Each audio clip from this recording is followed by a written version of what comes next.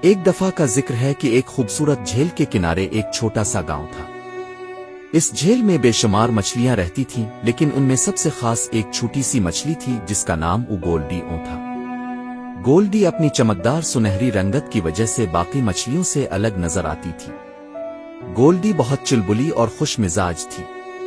وہ ہر روز جھیل میں تیرتی، اپنے دوستوں کے ساتھ کھیلتی اور مزے کرتی، لیکن اس کے دل میں ایک خواہش تھی کہ وہ جھیل سے باہر کی دنیا دیکھے۔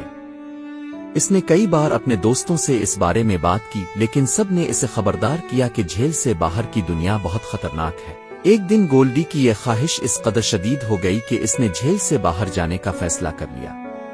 وہ جھیل کے کنارے پہنچ گئی اور چھلانگ لگا کر باہر نکل آئی۔ باہر کی دنیا واقعی خوبصورت تھی، لیکن وہ اکیلی اور بے بس محسوس کرنے لگی۔ چند لمحوں بعد گولڈی کو احساس ہوا کہ پانی کے بغیر وہ زندہ نہیں رہ سکتی۔ اس کا جسم سوکھنے لگا اور وہ کمزور ہونے لگی۔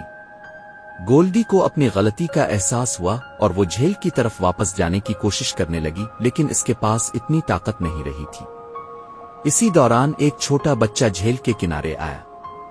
اس نے گولڈی کو بے یار و مددگار دیکھا اور فوراً اسے اٹھا کر جھیل میں ڈال دیا۔ جیسے ہی گولڈی دوبارہ پانی میں آئی، اس نے سکون کا سانس لیا اور تیزی سے تیرنے لگی۔ اس واقعے کے بعد گولڈی کو احساس ہوا کہ ہر جگہ کی اپنی خوبصورتی ہوتی ہے اور ہمیں اپنی جگہ پر خوش رہنا چاہیے۔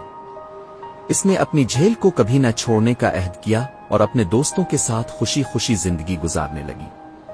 یوں گولڈی نے سیکھا کہ کبھی کبھی ہماری خواہشات ہمیں خطرات میں ڈال سکتی ہیں اور اپنے گھر سے زیادہ محفوظ کوئی جگہ نہیں ہوتی۔